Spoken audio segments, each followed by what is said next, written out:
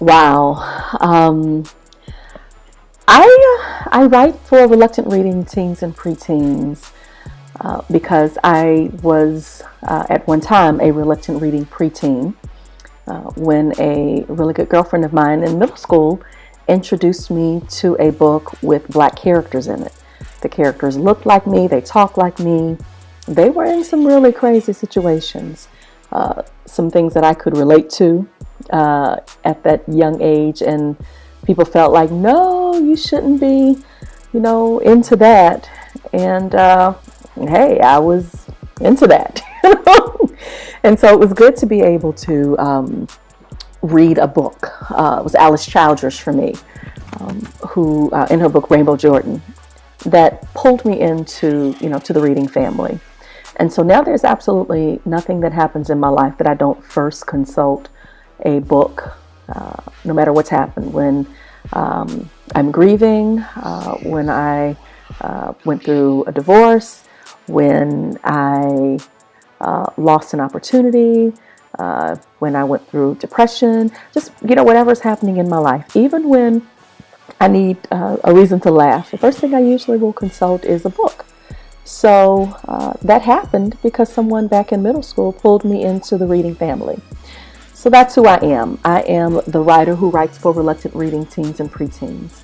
I feel like when you capture a reluctant reader, you reel them into the world of books, and their lives are forever changed.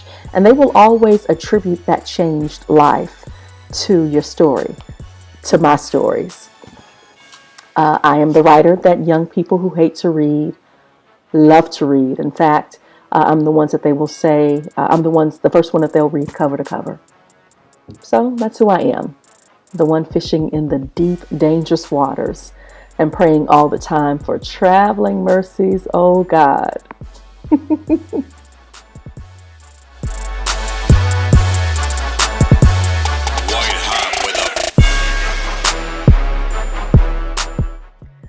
Wow. Why do I need traveling mercies?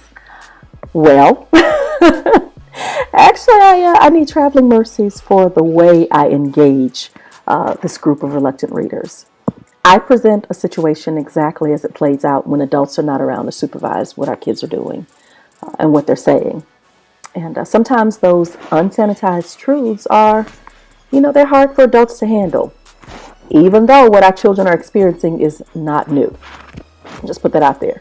But I decided before I penned my first book, Premature Pleasures, back in 2001, that the moniker I wanted was not just that of storyteller.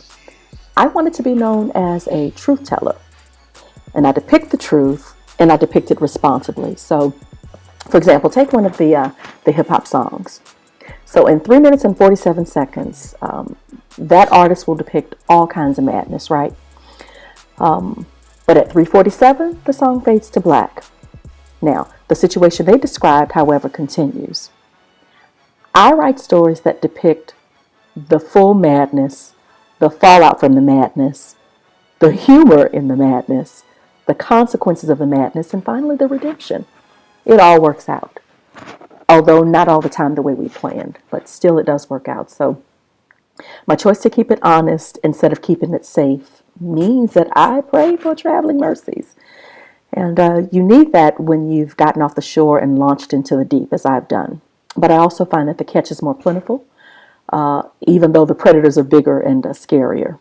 So still, that's where I feel called. And I'm confident that God goes ahead of me, keeping me sensitive to my need for God's presence and God to shepherd me on this journey.